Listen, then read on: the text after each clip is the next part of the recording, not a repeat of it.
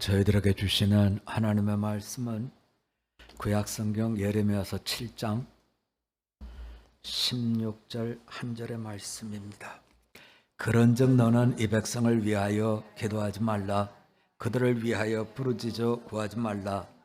내게 간구하지 말라. 내가 내게서 듣지 아니하리라. 아멘. 오늘 주신 말씀의 제목을 기대를 거두시는 하나님, 이런 제목을 붙였습니다. 이제 말씀으로 우리가 들어가 보면 저하고 여러분하고 늘 하나님에 대해서 생각할 때 우리 한번 같이 해봅시다. 하나님은 사랑입니다. 자, 하나님 그러면 우리 마음속에 항상 떠오르는 단어가 사랑이에요. 이제 예수님의 제자 12명 중에 가룟 유다는 자살을 했고 11명의 제자들이 예수님께서 부활하시고 승천하신 뒤에 성령을 받고 그분들이 사도가 됩니다. 이제 사도가 된 뒤에 사람들이 계속 물어봐요. 왜냐하면 예수님의 제자였다가 사도가 되신 분들은 예수님에 대한 경험을 갖고 있죠. 바울 사도 같은 경우는 예수님의 일상에 대한 경험이 없어요. 그저 다메섹에 가다가 부활하신 예수님, 그리고 이 예수님을 증거해서 부활의 신학은, 아니 바울의 신학은 십자가와 부활 이것밖에 없습니다. 반면에 다른 사도들은 일상의 생활 속에서 예수님을 만났기 때문에 저나 여러분이나 궁금한 것은 예수님은 어떻게 사셨나, 옷은 어떤 걸 좋아하고 음식은 뭘, 이런 부분에 대한 관심이 많잖아요. 그래서 늘상 물어봤겠죠. 그런데 11명의 제자였다가 사도로 수고하신 분들이 각지로 흩어져서 한 분 한 분 순교를 합니다. 그리고 마지막까지 남은 분은 요한 사도예요. 그러니까 더욱더 사람들은 요한 사도에게 물어봤죠. 예수님 어떤 분이십니까? 그때마다 요한 사도는 하나님은 사랑이시다. 서로 사랑하십시오. 하나님은 변함없이 사랑하신 분입니다. 사랑에 대한 메시지를 계속 증거했죠. 자, 여러분, 우리는 예수님이 사랑입니다. 서로 사랑해야 됩니다. 이 말씀을 들으면 어떻게 반응을 하는지 내 자신을 한번 보면 좋을 것 같아요. 내가 하나님의 사랑으로 예수님의 대속의 십자가와 부활 속에 구원을 얻었다. 그러니 나는 이런 갚지 못할 은혜를 입었으니 잘 감당해야 되겠다 하는 분도 계실 겁니다. 그런가 하면 누가 와서 오늘 우리 중요한 모임인데 거기 잠깐 갔다 갑시다. 그러면 아유 그래 다음 주에 또 주일이 올 텐데 뭐 잠깐 갔다 가고, 또 아유 하나님은 사랑이시다 그러는데 내가 잠깐 이번 주 내가 지나간다고 해서 하나님이 나를 뭐 혼내시겠어? 이렇게 여유롭게 생각하는 분도 있을 줄 압니다. 여러분은 어느 쪽에 속하시나요? 하나님은 사랑이시다. 그러니 나는 사랑의 빚진 자로 더욱 잘해야 되겠다. 이쪽입니까? 아니면 하나님은 사랑이신데 뭐 이 정도는 또 기다려 주겠지 하는 쪽인가요? 오늘 성경은 우리들에게 이제 먼저 그 점을 먼저 물어보시는 거예요. 하나님은 사랑이시다. 그러니 여러분은 하나님에 대해서 어떤 반응을 가지고 계십니까? 그런데 오늘 말씀으로 가서 묵상해 보면 굉장히 당황스럽게도 하나님께서 이제는 더 이상 기도하지 말라는 거예요. 예레미야 선지자를 통해서 주신 말씀이 더 이상 기도하지 말아라. 나는 너희들에 대한 기대가 없다. 나는 기대를 저버렸다. 이렇게 충격적인 선언을 하고 계시지요. 자, 우리가 이 말씀을 대하면서 정말 하나님께서 기다리시고 하나님께서 사랑은 오래 참는 건데 하나님께서 포기하신다? 이런 말씀이 있을 수가 있는 건가? 하는 충격적인 생각을 우리가 해봐야 된다는 거죠. 저는 이 말씀을 묵상하면서 신약에도 그러면 예수님께서 포기한 케이스가 있는가, 더 이상 기대하지 않는 경우가 있는가 하는 것을 생각해 보았습니다. 자, 저하고 한번 그 부분을 가보자고요, 여러분. 어디를 가보시냐면 마태복음 12장으로 가봅니다. 31절, 32절입니다.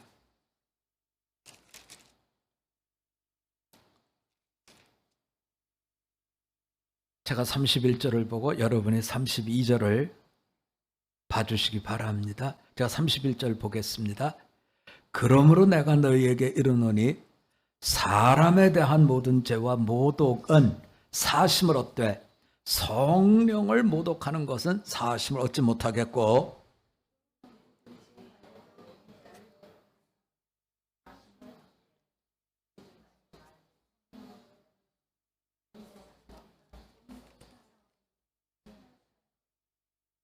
아멘. 사람에 대한 모든 죄, 모독은 용서를 받지만 성령을 모독하면 용서를 못 받는다. 누구든지 말로 예수님을 거역하면 사심을 받지만 누구든지 말로 성령을 거역하면 이 세상과 오는 세상에서도 사심을 얻지 못한다. 다시 말하면 하나님께서 성령을 거역하는 사람에게는 용서를 주지 않으시겠다. 여러분, 신약에 이런 말씀이 있는 것을 아셨나요? 저는 예레미야서를 보면서도 굉장히 충격을 받았어요. 더 이상 난 기대하는 게 없으니까 기도를 아예 하지 말아라. 이렇게 말씀하시는 것에 놀랬고요. 또 신약에 와서도 예수님에 대해서, 사람에 대해서 너희가 모욕을 하고 모독을 하는 건 내가 용서를 하겠지만 성령을 너희가 모욕하면 안 된다. 그것은 용서받지 못한다. 이 말씀의 뜻을 알고 계시나요? 네. 여러분이 이 말씀 속에 담겨진 내용들을 잘 받아주셨으면 좋겠는데요. 신약에서 예수님께서 나를 모독한 건 내가 용서해 줄 수 있다. 그러나 성령을 모욕한 것, 성령을 거절한 것에 대해서 내가 용서를 못한다 하는 이 말씀의 배경은 예수님께서 귀신 들린 사람을 고쳐줬어요. 귀신을 쫓아내고 그가 가지고 있던 핸디캡들을 다 고쳐줬어요. 그랬더니 바리새인이 다른 반응을 보이는 거죠.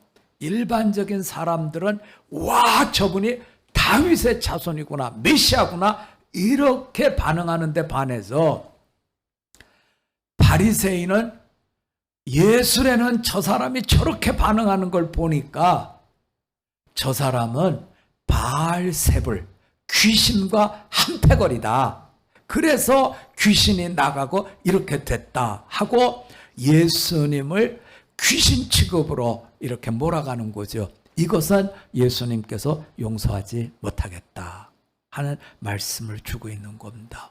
자, 우리가 이 말씀에 대해서 이 문제를 우리는 어떻게 풀어야 될까? 어떻게 풀어야 될까?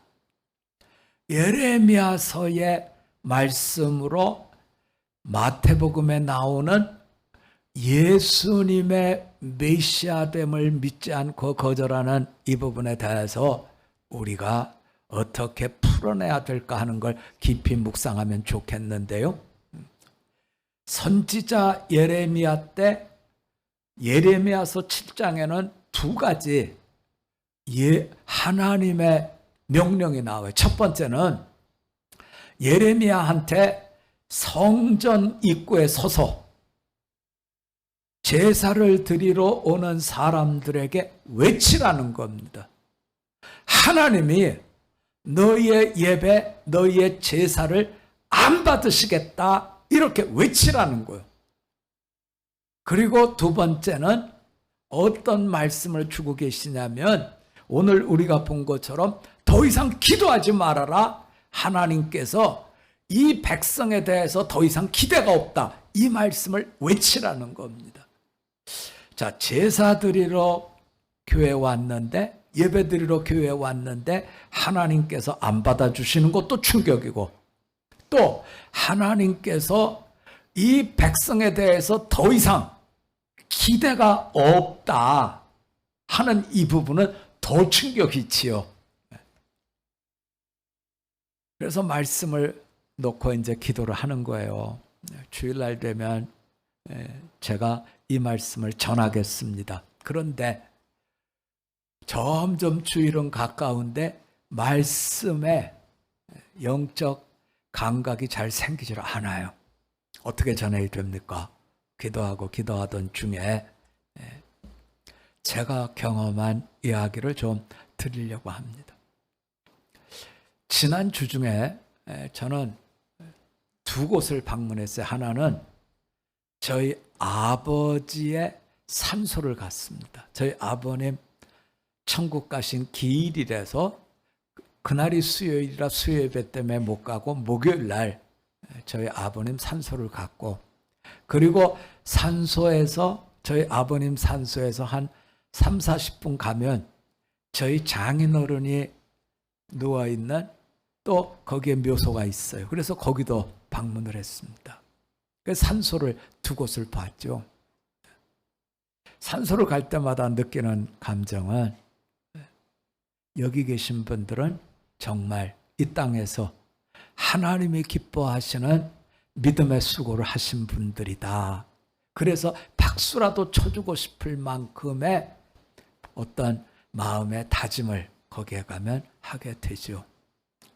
또 한 가지 제가 지난 주중에 겪은 것은, 이제 최연 목사님의 아들 재성이가 결혼을 했습니다. 재성이는 제가 어릴 때부터 봤죠. 그리고 어릴 때부터 이제 기도를 했는데, 재성이가 이제 결혼을 했는데, 어릴 때 제가 마음에 가지고 있었던 재성의 모습은 하나도 없어요. 네. 재성이도 키가 커졌어요. 이렇게 커졌어요. 네. 우리 지훈이보다 더 큰지 모르겠어요. 네. 그런데 그 결혼할 배우자도 또 키가 커요. 그래서 제가 집례를 이렇게 하는데 앞이 안 보여요. 이렇게 가려가지고. 네. 누가 왔는지도 안 보이고, 어쨌든 간 결혼 주례를 했습니다. 이제 결혼 주례를 하면서 제가 최연 목사님하고 전화를 받으면서 최 목사님이 저한테 그러셨거든요. 목사님, 제가 재성이 보낼 테니까 목사님이 주례해 주기 전에 신앙에 대한 거 좀 단단히 얘기해 주시고 아이들한테 꼭 필요한 얘기를 해 주시라고. 그래서 이제 재성이하고 그 며느리 될 부인 될 사람이 왔어요. 그 와서 보니까 재성이도 아버님이 목사님, 그 재성이 부인 되실 분도 아버님이 목사님이에요. 그런데 둘 다 미국에 가서 공부하고 일하면서 만나가지고 거기서 이제 이렇게 살게 된 거지요. 근데 그날 목사님하고 이제 사모님하고 같이 재성이 데리고 왔는데, 재성이하고 그 부인 될 사람은 이야기하고 먼저 가고, 이제 목사님 사모님은 박보혜 목사님하고 얘기하고, 최 목사님 이제 저랑 얘기를 하는데, 최 목사님이 저한테 그러는 거예요. 목사님, 나는 이게 이름값을 하느라고 내가 이렇게 사나 보다고. 그래서 이건 또 무슨 뚱딴지 같은 소리야. 이름값이 또 뭐야. 그러는데 웃으면서 그러신 거예요. 한국에서 잘 살다가 멀쩡하게 직장 생활 잘 하다가 미국 가서 저 캔자스시티 가서 거기서 거의 한 20년 가까이 지냈어요.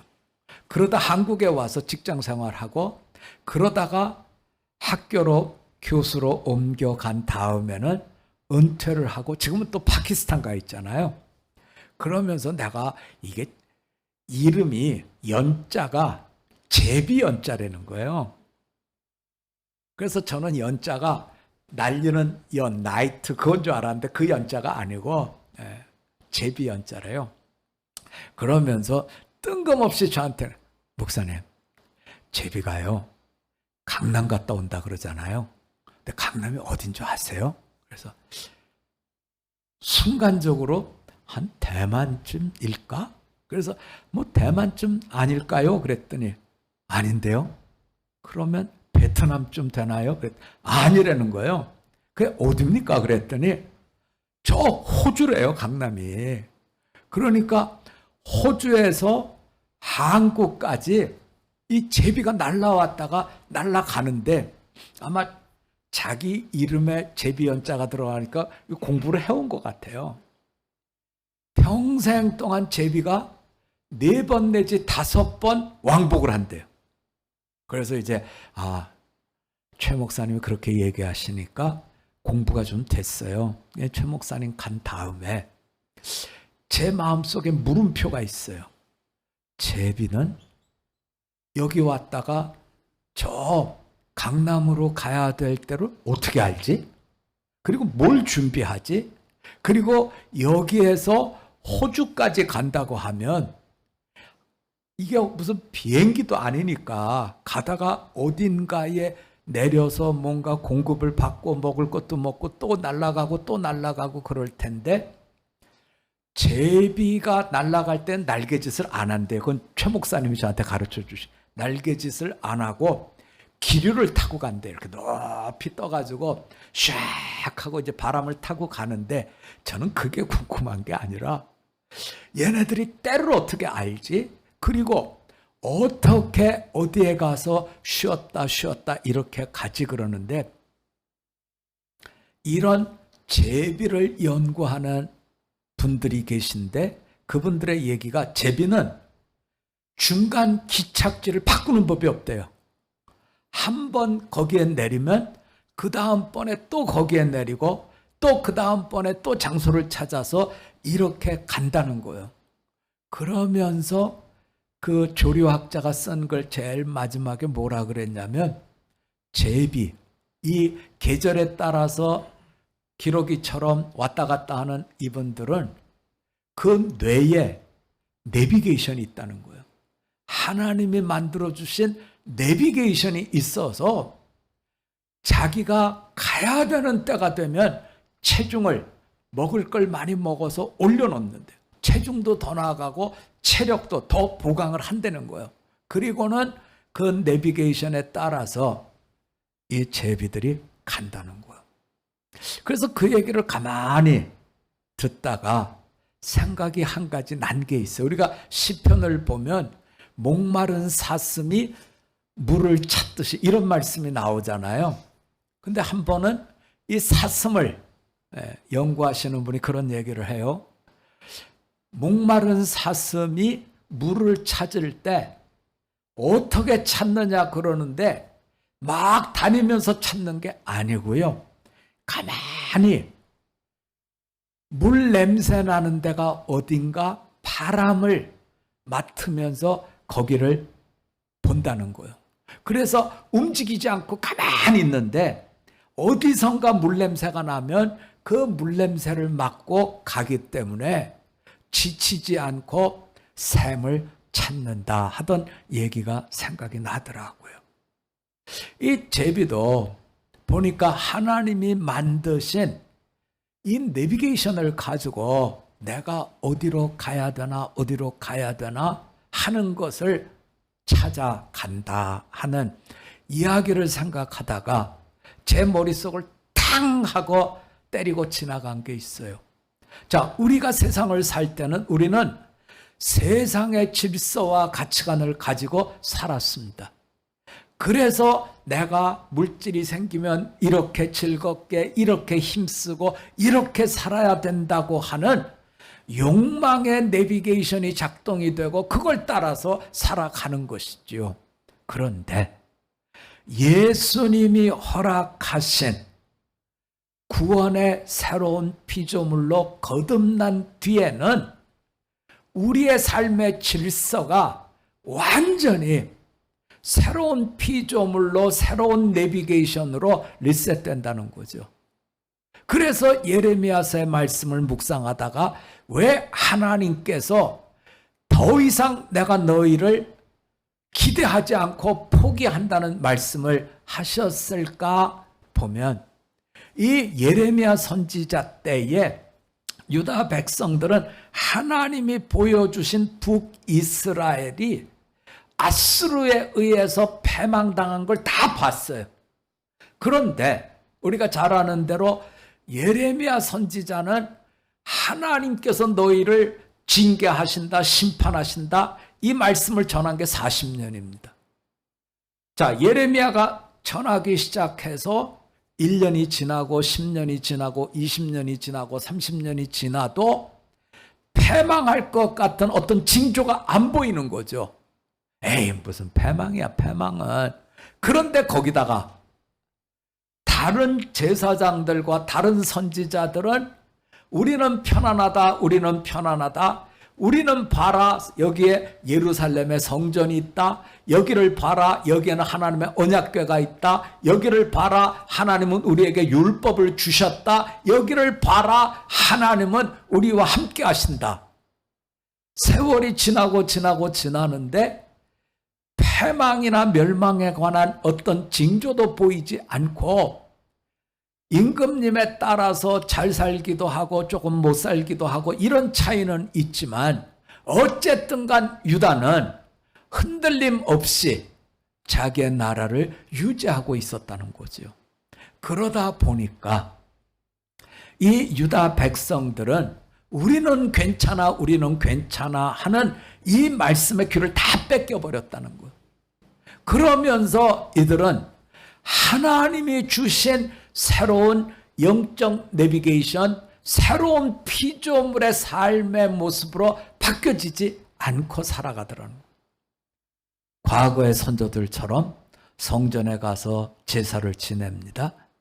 과거의 선조들처럼 말씀을 가서 외웁니다. 예배를 드립니다. 헌금을 합니다. 신앙의 모든 행위를 다 합니다. 하지만 돌아서서 세상에 나오면 얼마만큼 이들이 영적으로 엉망이 됐느냐면 자기의 자녀를 흰놈의 골짜기에 데리고 가서 인신 제사를 지내는 이야기가 예레미야서에 나옵니다. 애를 죽여서 제물로 바치는 거예요. 뿐만 아니라 이들은 하나님의 성전에 하나님이 계신 언약궤 그 자리에 우상을 만들어서 섬기고 있는 것이죠. 왜 이렇게 됐느냐면 이유는 딱 한 가지입니다. 나에게 내 욕망을 채워주는 그분이 하나님이라면 하나님 오케이. 그런데 그분이 우상이라면 우상도 오케이. 이분들의 신앙의 근거는 자기의 욕망을 채우고 자기의 소원을 채우는 여기에 빠져버린 것이지요. 그래서 우리가 그 말씀을 묵상해 보면 혹시 내가 하나님의 구속의 역사 속에 새로운 피조물이 되었고 하나님의 백성이 되었다 하면서도 내 소원을 위해서는 하나님이 기뻐하지 않는 내 탐욕, 욕망을 채우기 위한 그 길로 내가 나가고 있는 것은 아니냐 하는 것이지요. 성경은 우리들에게 그 점을 일깨워 주고 있습니다. 진실로 하나님의 소원을 따라서 하나님을 섬기십시오.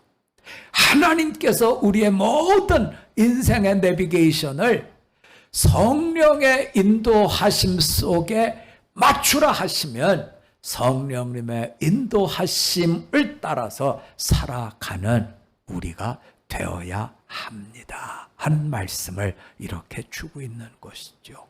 예수님도 그 말씀을 하고 계십니다. 너희가 나를 향해서 왜 메시아가 저러냐 이러냐 하는 건 용서받을 기회가 있겠지만 성령님을 너희가 거부하고 성령님의 인도하심을 거절한다고 하면 너희는 더 이상 하나님의 구원의 역사 속에 천국인의 자리에 들어가지 못한다 하는 말씀을 주고 계시고 있습니다. 참으로 주님의 인도하심, 성령님의 인도하심에 한 걸음 한 걸음 순종하며 걸어갈 수 있는 우리 모두가 되실 수 있기를 주님의 이름으로 부탁드립니다. 우리 한번 같이 기도드리겠습니다. 하나님 아버지, 하나님께서 선지자 예레미야를 통해서 너희가 신앙생활 따로, 너희가 일반 생활 따로, 하나님의 질서가 아닌 세상 사람과 방불한 욕망의 삶을 산다고 하면 나는 더 이상 너희에게 기대가 없다 말씀하셨습니다. 교만한 바리새인들이 예수님의 구원 사역에 대해서 귀신을 쫓아내고 병든 자를 고쳐주셨을 때 예수 저 사람은 사탄의 친구다 하는 이야기로 예수님을 폄하하고 성령님을 모욕했을 때 너희가 나에 대한 폄하는 내가 용서할 수 있지만 성령님에 대한 너희들의 그와 같은 모습은 용서를 받지 못한다 말씀을 주셨습니다. 참으로 우리에게 영생을 주셨고 대속의 은혜를 주셨고 부활의 능력을 입혀 주심을 저희가 감사하면서 주님과 동행하는 순종자의 길을 잘 걸을 수 있도록 은혜 충만한 저희들로 주님 받아 주시옵소서. 새로운 질서, 새로운 주님의 인도하심에 순종하는 우리로 세워지기를 간구드리며 예수님 이름으로 기도드립니다. 아멘.